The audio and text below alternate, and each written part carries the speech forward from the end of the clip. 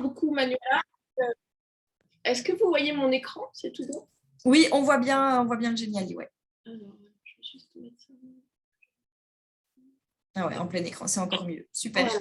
Alors, merci beaucoup. Alors, vous allez voir qu'en fait, on a pas mal de liens entre la présentation de Sophie et la mienne. Donc, bon, j'ai un petit peu changé le titre. Je vais vous parler aujourd'hui de conception et d'usage de vidéos pédagogiques dans l'enseignement supérieur et plus particulièrement dans le cadre d'un TP d'analyse pharmaceutique qui a été récemment réorganisé selon le modèle de la classe inversée. Donc, c'est une recherche que je mène en collaboration avec le professeur Valérie Lucie Borer et puis le docteur Marion Van Brederode.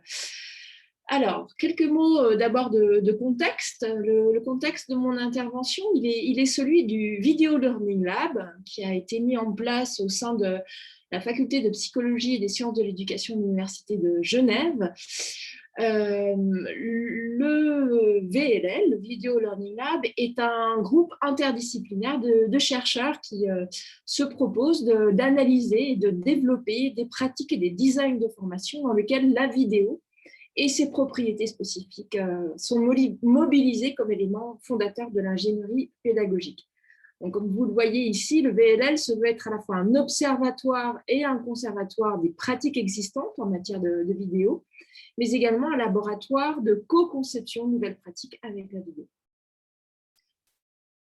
Un autre élément de contexte est le projet de recherche que Valérie Lucie Borer et moi-même avions obtenu en 2019 et dans lequel nous nous sommes interrogés sur la façon de scénariser non seulement le contenu des vidéos pédagogiques, mais également leur intégration dans les dispositifs de formation, de sorte à favoriser l'apprentissage et le développement professionnel. C'est un projet qui avait été financé à l'époque par la faculté de psychologie des sciences de l'éducation de l'Université de Genève et qui avait permis le recrutement de Marion en tant que chercheuse postdoctorale. Quelques éléments de contexte du point de vue de la recherche ici. Donc avec Valérie et Marion, nous nous sommes principalement centrés sur la question de la conception par les enseignants eux-mêmes de vidéos pédagogiques. Et on a fait un rapide tour de la littérature qui nous a finalement montré qu'il existe encore peu de recherches qui viennent vraiment documenter la façon dont les enseignants conçoivent eux-mêmes les vidéos, ou encore de recherches qui vont venir évaluer la qualité des vidéos qui sont produites par les enseignants. Ici, je fais référence à la recherche qui avait été menée par Moreno et collaborateurs, qui ont utilisé un cadre conceptuel que vous connaissez peut-être, qui est le cadre TIPAC, dans l'objectif d'analyser les vidéos produites par des enseignants en mathématiques et qui montrent que ces vidéos, même si elles sont de bonne qualité sur le plan technique, numérique, elles restent insatisfaisantes sur le plan pédagogique. Pourtant, comme le montre le cadre européen des compétences numériques, savoir concevoir des vidéos pédagogiques, en l'occurrence des vidéos de qualité sur un plan pédagogique, c'est une compétence qui est cruciale pour les enseignants. Donc, dans le projet ReCode, on se propose de favoriser le développement de ces compétences à travers un dispositif que nous, on considère innovant, qui est un processus itératif de co-conception de vidéos pédagogiques qui implique la collaboration à la fois de chercheurs et d'enseignants sur les différentes étapes de conception de la vidéo. Donc, vous avez ici représenté le projet ReCode, qui est ce projet de co-conception avec les enseignants, et qui est un projet qui procède en 6 phases, dont une phase de design, proprement dite, une phase de conception, une phase d'analyse et une phase d'amélioration ou de reconception, soit du contenu des vidéos, soit du scénario pédagogique qui intègre ces vidéos-là. Dans la phase de design, l'objectif, il est de co-concevoir avec les enseignants, non seulement en prenant appui, non seulement sur le contexte pédagogique et ses besoins, mais également sur les résultats des recherches en apprentissage multimédia qui ont permis de faire émerger un nombre considérable maintenant de principes de conception. Dans la phase d'analyse, l'objectif est de venir analyser l'usage des vidéos, cette fois-ci par les apprenants, selon une méthode mixte qui va venir recueillir tout à la fois des données quantitatives et des données qualitatives, que ce soit en situation de laboratoire ou en contexte écologique. Donc, en situation de laboratoire, on pourrait avoir des données physiologiques comme les mouvements oculaires. Et puis, en contexte écologique, on pourrait avoir des données de type Learning Analytics, mais également des mesures d'expérience utilisateur. Et enfin, dans la phase d'amélioration, de reconception, l'objectif, il est de venir présenter aux enseignants les résultats de cette analyse d'usage et de regarder avec eux, sur la base de cette analyse d'usage, quoi faire pour améliorer le dispositif. Je vais vous présenter une illustration de ce processus de reconception à travers un terrain particulier qui est celui des TP d'analyse pharmaceutique de l'Université de Genève. Donc, Valérie, Marion et moi-même avions été sollicités par les enseignants de ce TP dans l'objectif d'évaluer leur dispositif de formation et en l'occurrence des vidéos pédagogiques qu'ils ont conçues dans le cadre de ce dispositif. La particularité de ce dispositif, il est qu'il fonctionne depuis peu sur un modèle pédagogique qui est celui de la classe inversée. Il faut savoir qu'avant d'aller avant le cours, le TP proprement dit, les étudiants et étudiantes sont sollicités à aller regarder toute une série de vidéos pour se préparer à des expériences de titrage qui impliquent le maniement, la manipulation d'instruments de mesure relativement difficiles, coûteux et relativement coûteux. Les enseignants ont fait un choix conscient d'utiliser cette classe inversée. Pourquoi ils utilisent cette classe inversée? Ils expliquent qu'ils l'utilisent pour diminuer l'appréhension des étudiants quand il s'agit de venir faire ces manipulations avec ces différents appareils, mais également pour développer leur autonomie et surtout pour leur permettre d'être prêts à travailler lorsqu'ils entrent en classe de TP. Alors, comme je vous l'ai dit, le processus de co-conception RICOD comporte une phase d'analyse, donc c'est ce que nous avons fait. Nous sommes allés regarder comment les étudiants et les étudiantes de ce TP faisaient l'usage de ces vidéos-là. Donc, on a procédé en plusieurs phases. Marion est allée collecter, a fait un enregistrement vidéo d'une longue séance de TP, plus de 8 heures de TP, et à filmer 2 groupes en train de travailler ensemble dans le cadre de ce TP-là. Elle a également mené 2 entretiens semi-directifs avec les enseignants concepteurs des dispositifs, puis elle a procédé à des entretiens collectifs d'autoconfrontation avec les étudiants. En fait, il s'agissait de convier les 2 groupes qui ont été filmés à regarder les vidéos de leur travail au cours du TP et puis finalement d'expliquer ce qu'ils étaient en train de faire et comment ils utilisaient, comment ils sont venus solliciter les vidéos.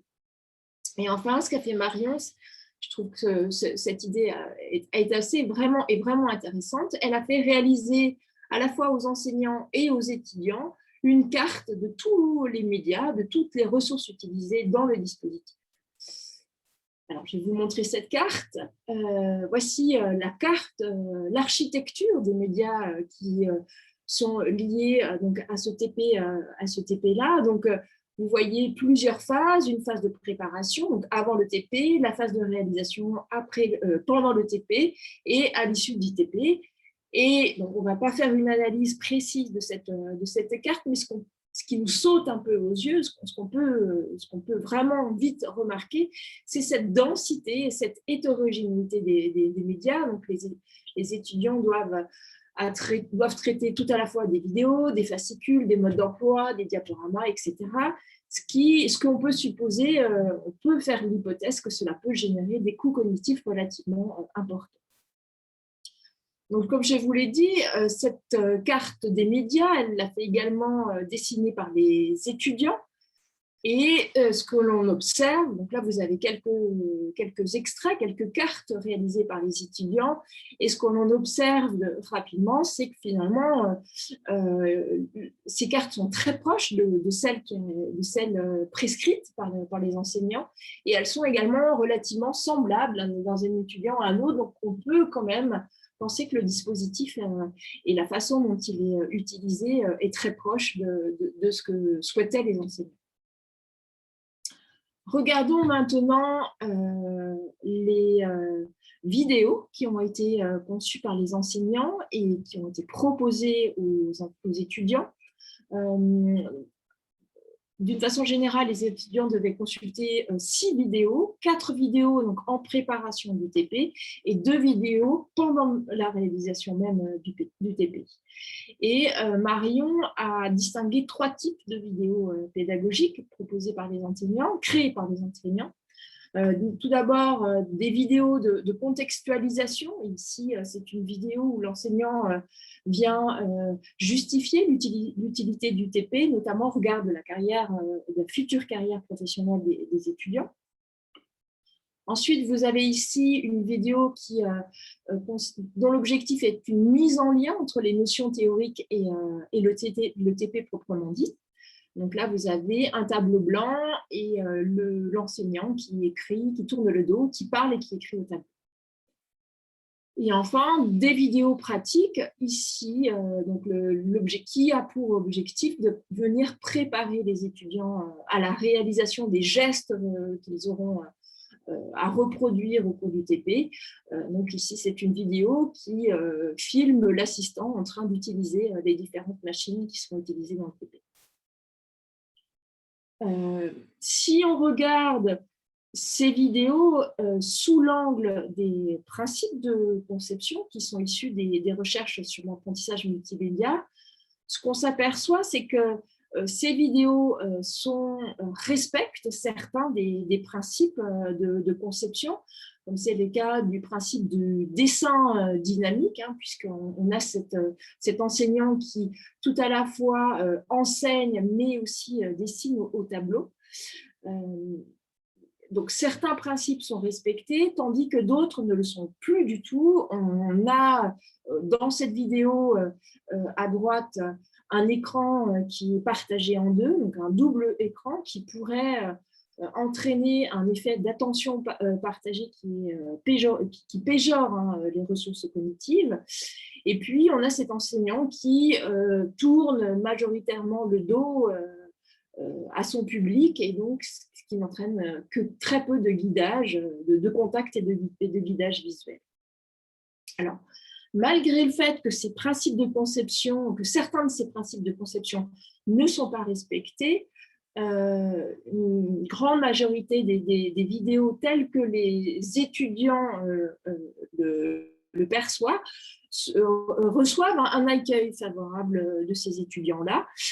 Vous avez ici le témoignage d'Anouchka qui explique pourquoi elle apprécie ces vidéos. Donc, elle explique en l'occurrence l'enseignant, nous a fait le même schéma en cours, c'est ce qu'il a fait, je me souviens, c'était génial, etc.